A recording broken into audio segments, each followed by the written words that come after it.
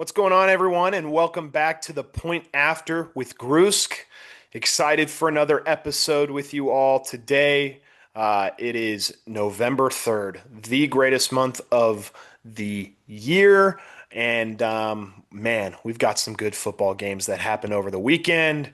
We got a lot to talk about. So, want to dive right on into it, kind of give you an outline. College football playoff rankings are coming out tomorrow. So, I'm going to be giving you guys my bracket forecast. Now, this isn't what I think is going to be at the end of the year. This isn't, what the committee is going to put out tomorrow. This is my personal rankings. These are how I would rank these teams. And we'll kind of get to that. So college football playoff bracket that I've made for you. We're gonna recap the Chiefs Bills game. We're gonna recap the Broncos Texans game and go from there. Like I said, want to keep these generally short. 10, 15 minutes, probably where we're looking at, maybe longer, given the episode. But yeah, so first things first, let's dive right into the college football playoff projections. So a great slate of football happened this weekend, and it needs to be talked about. A lot of really good games that happened, a lot of big games that happened, and the tumbling effect of college football. Another wild week. Hugh Freeze fired as the Auburn coach. Fun fact: I was at that game where they lost to Kentucky 3-10. Um, other domino effects fall. Miami goes on the road. First time I think that they said that they left the state of Florida and they lose to SMU on the road. Great win for the Ponies. You've got Virginia trucking along. You've got Georgia Tech, who loses their first game on the road at NC State. CJ Bailey, that offense just went off. So lots of tumbling blocks, lots to talk about. Let's dive right into my playoff projections. I'm going to go ahead and share my screen with you guys all again so you can see how things are looking. Okay. So here is my playoff bracket. All right. I want to just point out first and foremost here 1 through 3 really can go any sort of way. I personally, I think Indiana's just dominated everybody. Plus, they won in Eugene. I think that's needs to be or Eugene Otson. That needs to be noted. It is tough to go into Oregon and win, and they did it. And they've dominated everybody since. They even beat Iowa on the road, which heads up, Oregon plays at Iowa this week. That's going to be an important game. So 1 through 3, really, anybody go there. Indiana, A&M, Ohio State. That's how I personally have it ranked. I think Indiana and A&M have the two kind of better resumes right now, and you can't really fault Ohio State for that. They've handled business very well. Could be ranked one. 1 through 3, interchangeable, I think, in my opinion. 4, I've got Alabama. Yes, the loss to Florida State is bad, but they have been really good beating ranked opponents since then. And you might clamor, "Oh, SEC, SEC." Listen, I'm a guy that's going to call it that bias 100 times out of 100. But Bama is winning games, and you can't discredit them for it. Their resume is really, really good. Okay. Beyond that, you have, the next one, just easy to talk about is Memphis. I think they're the highest ranked. They're the 12th seed, so they're the highest ranked group of 5 team. They're going to land at the 12th spot because of that. I think just from the AP polls, those are the rules. Highest rated group of 5 team makes the playoff. I can maybe see them, the committee making an argument for USF, but I have Memphis right now in my 12th spot just because they are required a group of 5 team. So moving on from the 5 matchups. So who is Memphis playing? Georgia.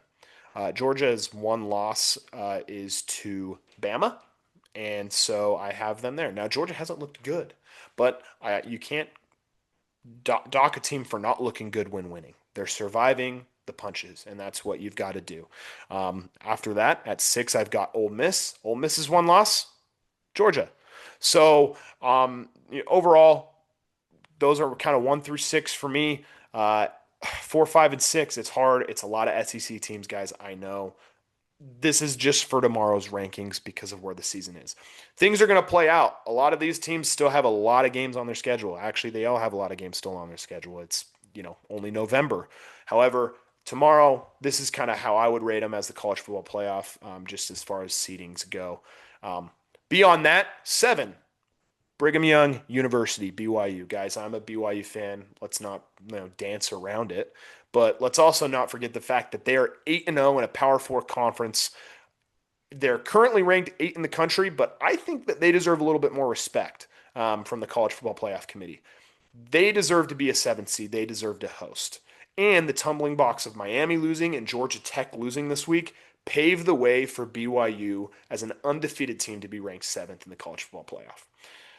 At 8, I have Oregon. Again, with the one loss to Indiana, it was a home loss. Now, you can probably flip flop BYU and Oregon, but one team is undefeated and one team isn't. And that one loss from Oregon may be against the number one team, but it was at home. So I feel like in my mind, I'm crediting BYU for being undefeated. I think that's the way it needs to be done when it comes to just flipping, flopping one spot or another in the playoff. Beyond that, I have Texas Tech at 9. My personal opinion is Texas Tech's the best team in the Big 12. I think they'll win the Big 12. However, as of tomorrow, because of the one loss they have without a starting quarterback on the road at Arizona State, which, by the way, really good Arizona State team with their backup quarterback, went in and Jordan Tyson knows that too. They go in and beat Iowa State on the road. So that's their one loss. I'm not going to punish them too hard. It's obvious that the Big 12 is better than the ACC right now. So I think they are a two-bid league. I've got Texas Tech going to Eugene just as my first playoff rankings. So 9 Texas Tech, at 10 Notre Dame, 2-loss Notre Dame. Now a lot of people might clamor, blah blah blah. Guys, they lost by a total of 4 points to the number 2 team on here, and then Miami on the road. Miami has pattered off where most teams build up. I think Bama started obviously not in a good spot losing to Florida State. They're getting better. They're winning. Miami, I think they've regressed a bit. They haven't gotten any better. So, that being those 2 losses for Notre Dame, I think that puts them above other 2-loss teams and some 1-loss teams, in my opinion, with that resume losing by a total of 4 points to those 2 good teams. So I've got them at 10. At 11, I've got Virginia. Right now, they are in the driver's seat in the ACC, highest ranked ACC team. They have 1 loss to NC State on the road, and technically that's not a conference win or not a conference loss. Don't ask me how. I don't know all the reasons behind it. So I think Virginia gets in at 11. I do think that a 2-loss Notre Dame team is ranked higher because of the resume than Virginia. That being said, you could probably make a case for Notre Dame and Virginia to flip and flop there. Now, if Virginia was undefeated, I'd probably have them, closer at 9-8, but they're not. They have a loss. So they're a team that's just somehow pulling it out of their butt and winning. So I have them at 11, and again, Memphis at 12. Just outside of the college football rankings, my first 4 out, Louisville, whose loss is to Virginia. I've got, obviously they beat Miami on the road. I've got Texas. I hate to say it, but Texas is in the list. They go and win. They're starting to click. They are a 2-loss team, but they're right there. As far as their losses go, you're going to lose to Ohio State by what? Was that 3 or 7? I think at the beginning of the game. So, or beginning of the year, and then the loss to Florida, which I was at that game as well. O-line was abysmal. They've kind of figured it out. They've moved some pieces around, but hey, they're still out of the playoff. Next, Georgia Tech. Very well could, again, there's no order with these 4 teams that are just out, but I think the ACC is weak. You got to win all your games. Georgia Tech falls just out of my rankings, but that's because I slid in Texas Tech because I do think the Big 12 deserves to be 2 bids more than the ACC. Fun fact, ACC was 1-7 against the Big 12 this year. So there is that. Beyond that, Utah. I think 2-loss Utah. They've lost to number 9 and number 7 here. One of them was at home. One of them was on the road in a Holy War matchup. Utah is dominating every other team they play. So they're better than everybody but Texas Tech and BYU in the Big 12. You can make a case if, things keep going, these teams keep winning, BYU wins out, Texas Tech wins out, and Utah wins out, and Utah's 2 losses are to, Big 12 champ and the Big 12 runner-up. Why is the Big 12 not a 3-bid lead, huh? Especially if Notre Dame loses again. Lots of stuff can happen. These are my rankings for tomorrow. You'll have to let me know your thoughts. Again, everybody, it's week 1 of the college football playoff rankings. Dominoes are going to fall. Teams are going to lose. It's bound to happen. It's going to clear itself up. But that's where we're looking right now. Exciting game that we've got number 7 and number 9 there. BYU, or in my rankings, number 7 and number 9. are playing in Lubbock College game day. That's going to be a blast. So excited to watch that game this week. All right, guys. Moving on to the NFL, just my game day breakdowns. Like I said, first I want to get into the Broncos and Houston Texans game. And man, one thing we knew is that defense was going to be the name of this game. D'Amico Ryans is just, man, his teams are tough. And Sean Payton, same thing. Broncos, they have that identity, that pass rush. They are really figuring it out. And you know what? Winning games is winning games. People might say, hey, that looked ugly. I see a lot of really good defense, and I see a win from the Broncos. That's impressive. As a Chiefs fan last year, people were saying, hey, they suck, they suck, they suck. One possession win, one possession win. A win is a win. Okay. In the NFL, a win is a win, especially a road win against a really, really gritty Houston Texans team.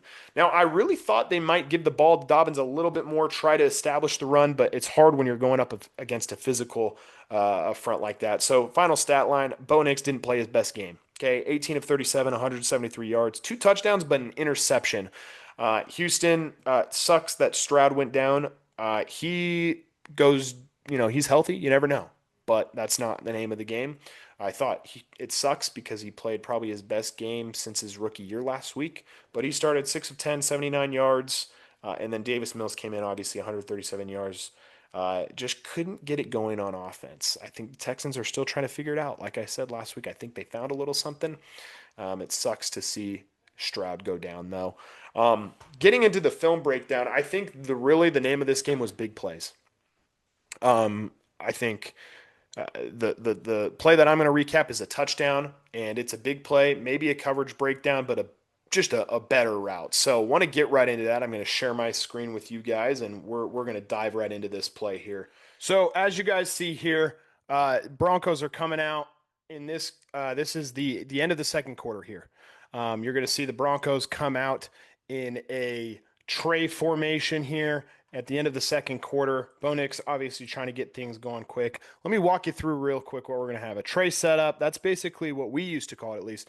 You got 2 wide receivers on the right side and then a tight end attached to the line. Now, important to note, this tight end is not actually attached to the line. He's just lined up like he is. He's actually off the line of scrimmage. It's important because that means he's eligible for a route, because this receiver in the slot is on the line of scrimmage.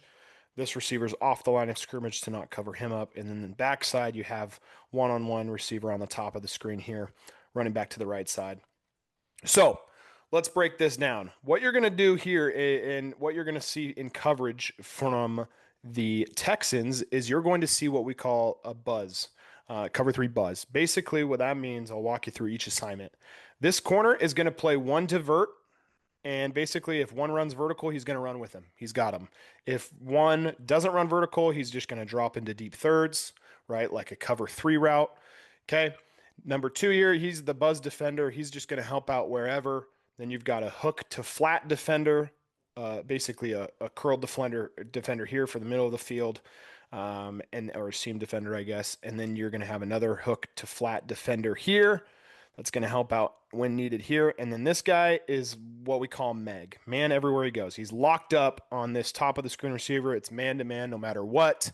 And then you're going to have the safety in the middle of the field free. Now, to tell you what's important about this play is safety's keys. So this safety here, his key, he's reading vert. So he's going to read 2 to 3 to backside 1, or 3 to 2 to backside 1, really whichever one, right? But in this one, it looks like a slot receiver is probably you're assessing your threat. When you get up to the line as a safety, the first thing you're doing is assessing your threats. If I come out in this formation, see a tight end that's almost attached to the line of scrimmage, I'm going to keep an eye on him, but 2 is really my first threat. If he runs a seam, he runs a post, he runs a corner, I'm going to have to help out, okay? Corner route, probably going to pass. But again, it depends, right? You're reading your vertical threats. Now, why is that important? Because if 2 goes past 12 yards, my attention is on him.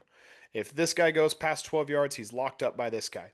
So what you're going to see the Broncos run here, you're going to see this tight end chip and release. Okay, we talked about this last week with the running back. He's going to chip and release to the flats. As soon as he chips, the safety's eyes are going to go, okay, 3 is blocking, okay? Or if he's chipping and releasing, it's going to be flat, not a vertical threat, okay? Eyes go to 2. 2 is Coming up the seam inside release, he gets beyond 12 yards. So, or I guess in this, he's right at 10. So 10 to 12 yards is when you're kind of assessing, is this a vertical threat? So this safety's eyes are going to be here because if he runs a post or he keeps running a seam or he keeps running maybe even a corner and this guy keeps running deep, that you're going to have to help out as a safety. So his eyes are here.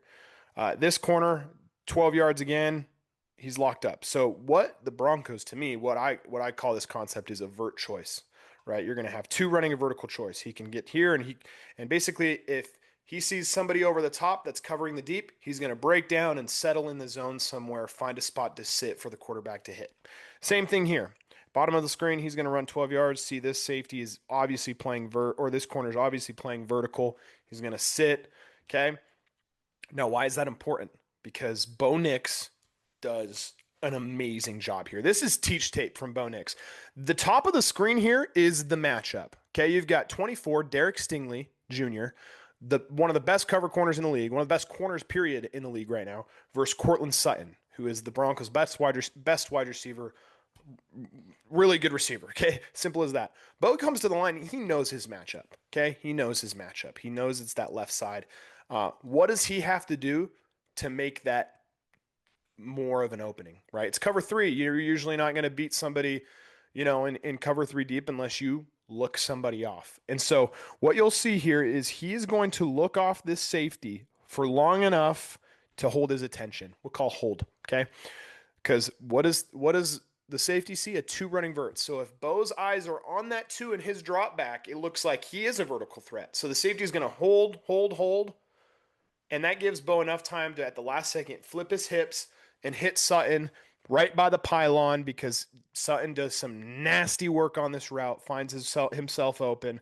It's perfectly executed route, perfectly executed throw by Bo Nix, and it's a touchdown for the Texans. So let's just take a look at the whole play here. Right, as they're getting set up in this defense, buzz back, flirt, everybody's flowing. Boom, pylon, okay?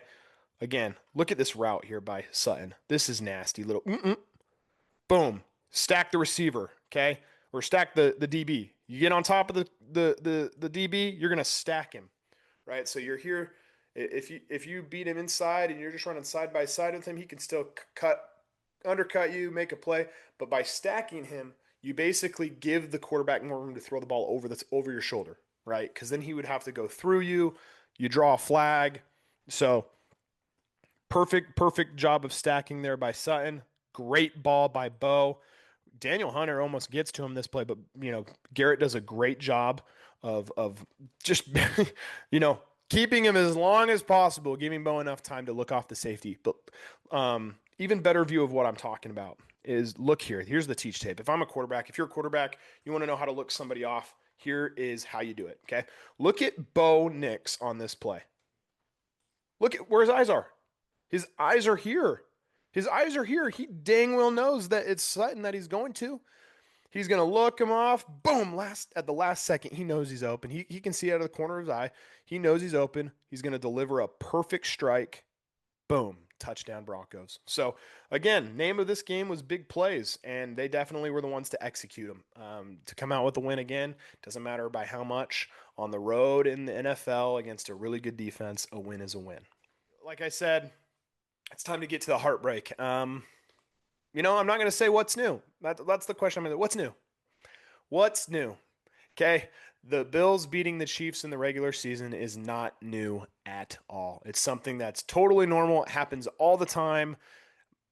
Josh is 5-1 against the Chiefs in the regular season. Go check the postseason record. No, seriously though, this is just, I said it before in the last video. I've said it multiple times. Every time Josh Allen plays the Chiefs, he puts on a masterclass. He steps up into the moment and just always plays good. Even in the postseason, he's played good. So you're looking here. I think it was 21 to 24, something crazy like that. 200 and something plus yards, 2 touchdowns, dominated. However, I don't want to hear any Bills fan ever again say he has no help because James Cook is one of the best running backs in the league. Top 3, I would say. just because of what he can do in the pass game. So, because of that, want to break down a big play that led to a touchdown for the Bills here at the end of the second quarter, going into halftime. Okay, so I'm going to share my screen again with you guys, and we can dive right into this play. So, from what I can see here, the Chiefs are going to be in what's cover one. Now, one thing the Chiefs do a good job of is disguise. So, here's the key, okay? This safety's coming down, and this safety, you're going to see him bailed in the middle of the field. This guy on the bottom's locked up. The Bills come out in a pro right formation in what's 21 personnel, so two tight ends, okay? It's actually 22 because the fullback. So 22 personnel. You're going to have tight end here that's off the line of scrimmage, and a tight end here that is attached to the offensive line on the line of scrimmage. Why is that important? Well, that means both of these guys can run routes. So, anyways, this is a formation. This is a play that Joe Brady has run multiple times, right? It's going to be a stretch run with James Cook. However, it's not. As you can see here, 56. This guard is actually going to peel back. It's pass. It's a pass play. It's play action. Great play call. Great time to call this play. 1:30 left in the half. You almost think maybe they run the clock down. They're already up a touchdown. You run the clock down, score with no time left for Pat to get the ball back. So you think maybe 1st and 10, good time to run the ball. Also a good time to take a shot, and that's what the Bills do here. So everybody's going to flow right, basically moving the pocket to the right, buying these receivers time to get downfield. And what they're going to do is these guys, these two tight ends, they're going to come up like they're run blocking. And corner here, Watson, who's supposed to be manned up on the tight end, and Brian Cook, who's supposed to be manned up on the tight end, are going to completely misread this. They're going to jump up in the run. They're going to lose a little bit of discipline, and they're going to get beat over the top. Josh throws a great ball. Maybe a little bit, maybe could have led him a little bit more. He probably scores a touchdown if it's a little bit better of a throw. Josh would probably tell you that. But executed really well this play, sets him up perfect for another touchdown to go into the half. As you can see, this end zone view here is really cool. You can see everybody flowing. So this is the sideline view again. Don't know why it won't show. So great play call from Joe Brady. Great win for the Bills. Guys, this is not the last time we're going to see these teams play. I'm going to say it right now.